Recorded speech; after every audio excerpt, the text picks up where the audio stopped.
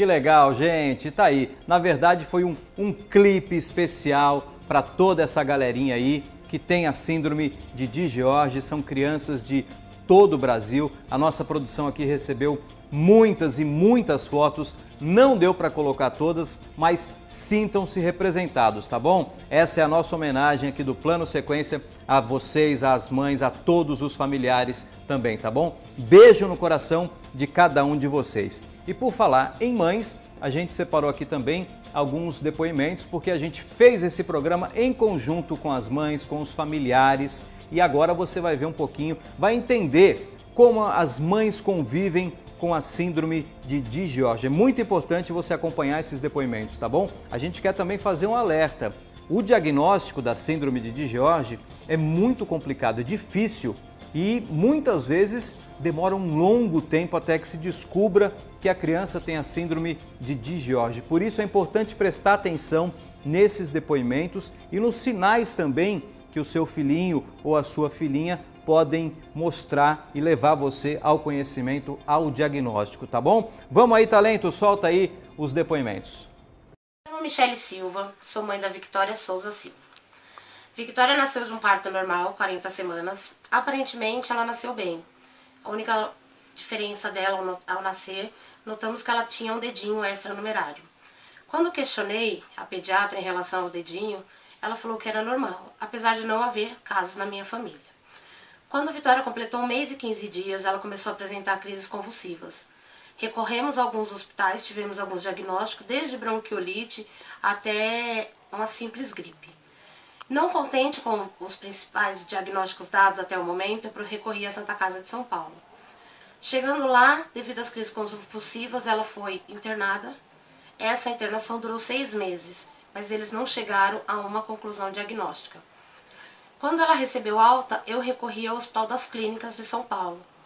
Assim que dei entrada, ela foi novamente internada e começaram a investigação do diagnóstico, na qual chegaram à conclusão de que Victoria é portadora da síndrome de George, também conhecida como deleção 22q11. Victoria ela é considerada uma exceção dentro da síndrome, pois ela não é cardiopata. Apesar dela ter algumas características bem marcantes da síndrome, como a orelha um pouquinho mais baixa, a boca pequena e a baixa estatura. Ela é totalmente dependente, está no 8º ano. Ela tem a deficiência intelectual, mas com um pouco de esforço e insistência de uma equipe formada por mim, professores e alguns pedagogos, ela consegue acompanhar na escola. Esse é o meu pequeno. Oi, Frederick. Milagre do Senhor. Tá com 1 ano e 9 meses. Ele atualmente usa ventilação mecânica. Esse aqui é o oxímetro, aspirador, concentrador. Sempre erro o nome desse negócio. As balas de oxigênio. Ele tem uma grandona e uma pequenininha ali. A tia Luísa, que me ajuda aqui muito. São as meninas, assim, muito abençoadas, que têm me ajudado muito. E, assim, aqui em casa são 2 quartos, então eu tive que desocupar a sala. Eu transformei minha sala em um quarto de UTI. Dá pra ver, assim. Porque não tinha como colocar ele no quarto junto com o meu outro filho e a minha mãe. Eu sou a Karen, tenho 38 anos. Eu vou contar um pouco a minha história. Tenho a Mirella, de 11 anos, tenho o Breno, de 6 anos, e tenho a Lorena, de 2 anos e 11 meses, meus 3 filhos. E eu vim contar para vocês que quando eu estava na gestação da Lorena, de 24 semanas, eu descobri que ela tinha uma cardiopatia. Eles apenas falaram que ela tinha um probleminha nas veias do coração, mas não falavam exatamente o que seria. E que ela tinha um rim menor que o outro. Para mim foi um choque. E descobrimos que realmente ela tem a síndrome de George. Para mim a síndrome não afeta nada. A Lorena, ela anda, ela pula, ela fala. Lógico, ela tem alguma dificuldade ainda para falar, eu percebo na fala. Mas assim, eu procuro tratar ela igual as outras crianças. Então, a única dificuldade que eu acho que eu tenho, acho que é mesmo a peraltice dela mesmo, que eu falo que a síndrome dela é de inteligência. Eu vou mostrar um pouquinho da Lorena para vocês, a nossa fofura, né? Vocês vão conhecer um pouquinho dela. Essa é a Lorena, a nossa princesa. Fala, Lolo. Fala oi, fala. Fala, eu sou a Lorena. Quantos aninhos a Lolo vai fazer? Manda um beijo para todo mundo, fala. Beijo.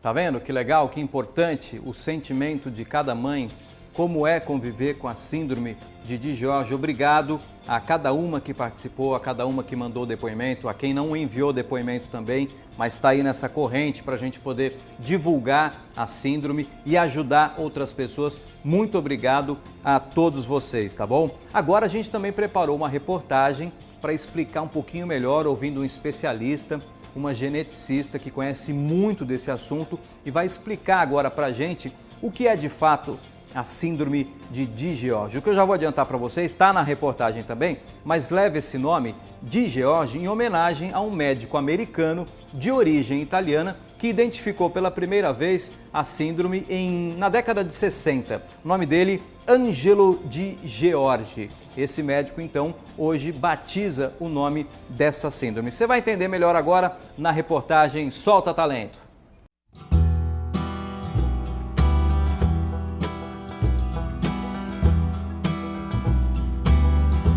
A síndrome de DiGeorge leva esse nome porque foi descrita pela primeira vez nos anos 60 pelo médico americano Angelo DiGeorge.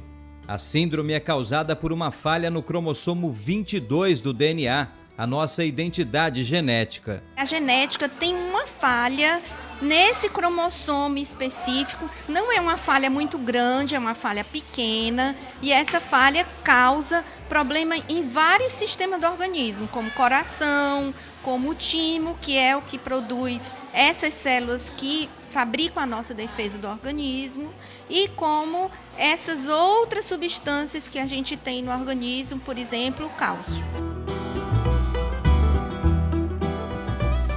Cada criança pode apresentar todos os problemas ou apenas alguns. Nem todas têm tudo. Quando tem tudo, fica muito fácil para o médico já pensar na doença. Mas algumas têm o problema de coração, mas não têm o de imunidade. Outros têm esse cálcio muito baixo que chama a atenção, porque essas crianças têm que ser internadas. Não tem como resolver isso em casa. A síndrome de DiGeorge é rara. Afeta 1 a cada 4.000 crianças. Um desafio até para os profissionais. Doutora, o diagnóstico é realmente um dos grandes desafios dessa doença. A gente percebe até, fazendo a produção dessa reportagem, que alguns médicos não conheciam a síndrome. Esse é um desafio para o profissional da medicina. Com certeza. Acho que essa doença tem que ser divulgada para que a gente não fique com esse óbito dessas crianças tão precoce, aumentando a mortalidade infantil do nosso estado. É uma doença rara? É. Mas é muito penoso para uma mãe ter o óbito de uma criança sem saber o que aconteceu. O exame para confirmar a síndrome só é feito em alguns estados do Brasil. Outro obstáculo na luta contra a síndrome de DiGeorge. Depois que você pensa na doença, vem a outra dificuldade, que é o exame da genética, que é um exame especial. Não existe no Norte e Nordeste. Então, a gente colhe o sangue aqui e encaminha para os colegas do Sul, via laboratório privado ou via público realmente. Identificado o problema, doutora, primeiro passo para o tratamento, a gente sabe, cada caso é um caso, mas quais são os caminhos depois de identificada a doença? Identificada a doença, eu acho que é extremamente importante fazer o aconselhamento genético, quando a família vai ser esclarecida de tudo que pode acontecer em relação a essa doença. Existem os tratamentos, por exemplo, tem uma cardiopatia importante, realmente tem que operar. Mas você operar uma criança sem pensar que ela tem uma deficiência de imunidade, então você já vai estar correndo risco sem saber. Então, os médicos que identificarem as cardiopatias que são importantes para pensar na doença de DiGeorge, os médicos da imunologia começar a pensar que criança com muita infecção pode ter essa doença e a deficiência do cálcio que vai estar ajudando a gente fazer esse conjunto e pensar na síndrome. Tratamento existe ou a criança tem que conviver com a síndrome para o resto da vida? A maioria das doenças genéticas, elas têm tratamento, mas não tem cura. Então, assim, se o problema é o coração que está mais apertando a vida da criança, opera o coração. Se o problema é a imunidade, a gente tem como imunologista trabalhar. Na parte do cálcio, a gente dá cálcio endovenoso, depois controla e esse cálcio vai ser dado para a criança na boca, mas tem que ficar sempre voltando para o médico, fazendo os exames. Ou seja, a gente controla os sintomas. Não tem como você tirar aquela genética errada e colocar uma genética nova. Tem algum algum sinalzinho que a mãe, olhando assim para a criança, consegue identificar? O médico com certeza, né? Mas a mãe em casa, que sinal que ela pode observar para falar, poxa, talvez seja a síndrome de George? Eu acho que é mais fácil para a mãe observar que o meu filho tem um problema de coração, tem infecção de repetição e tem o problema do cálcio. Juntando esses três é muito mais fácil do que identificações da face, que é muito mais difícil para as pessoas que não conhecem a doença. Sobre expectativa de vida dessas crianças, doutor? Se todas essas alterações forem controladas, essa criança pode ter uma expectativa de vida até normal. Agora, precisa do acompanhamento do médico para estar sempre ajudando a mãe em todos os pontos que ela vai precisar, porque é muito difícil você já estar envolvido psicologicamente e ainda ter várias coisas da medicina para lutar e você está lembrando de todas. Então, você precisa ter um controle sempre do pediatra, que é quem sempre está lidando com a criança, mas também do especialista de onde se formou a raiz do problema. Foi na genética. A partir daí, o que eu preciso fazer? E sempre a gente ficar checando se está tudo ok, ou se essa mãe está tendo uma dificuldade e como a gente pode ajudar a ela passar por essa dificuldade. Um casal que teve um filho com a síndrome de George, se tiver mais um filho, pode ter também a síndrome? E a criança que teve a síndrome pode ter um filho ou é melhor evitar? Olha, para o casal que teve um filho com essa doença, há muitos casos de não repetir. Mas precisa a gente ver os exames. E há pessoas que perdem um pedaço pequenininho da genética e outros que perdem um pedaço muito maior. Então, tudo isso vai estar influenciando. O paciente que tem George, ter filhos com George, aí a gente não tem esses casos. Então, assim, vai depender do bom acompanhamento desse paciente para ele ter condições físicas e neurológicas para estar formando família. É para isso que a gente trabalha. Para deixar uma mensagem aqui, doutora, é possível conviver com a síndrome de George? É possível conviver bem, fazendo o tratamento correto, o acompanhamento correto? É possível, principalmente o diagnóstico precoce. Quando mais cedo se identificar, mais cedo se evita complicações e a gente trabalha para que essas crianças possam ter uma vida normal.